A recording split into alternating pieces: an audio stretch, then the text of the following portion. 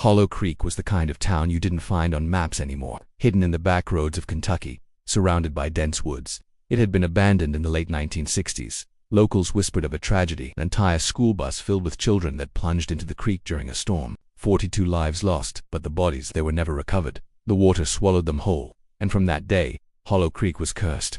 In October of 2019, 5 college friends on a road trip decided to explore the town. They'd heard the legend. If you stand by the creek at midnight, you'll hear the laughter of children in the woods. Some even claimed they saw little wet handprints smeared across their cars. The friends Tyler, Sarah, Jason, Mia, and Derek wanted proof. Armed with cameras, flashlights, and bravado, they parked at the edge of the woods and hiked in. The town lay in ruins. Houses sagged under collapsed roofs. Windows stared empty, and the air stank of mildew and stagnant water. When they reached the creek, the moon shone down on black, glassy water that didn't ripple, didn't move, even with the wind. A silence pressed in on them, too heavy, too still. At exactly midnight, Jason joked, "Guess the ghost kids are late." That's when they heard it. Faint, high-pitched, a giggle, then another, coming from the trees behind them.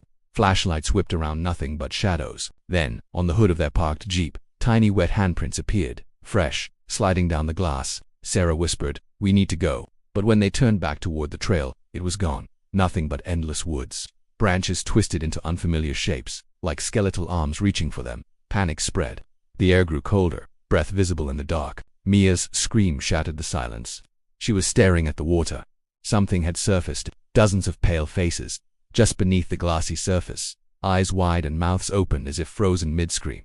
The children, their bodies untouched by time, hair floating like seaweed. Tyler reached for Mia, but in that instant, something grabbed her ankle and yanked her into the water. The splash was deafening. They all lunged, screaming her name, but when their flashlights hit the water, there was nothing. No ripples, no bubbles, no Mia, just their own reflections. Except the reflections were smiling. Jason dropped his camera and ran.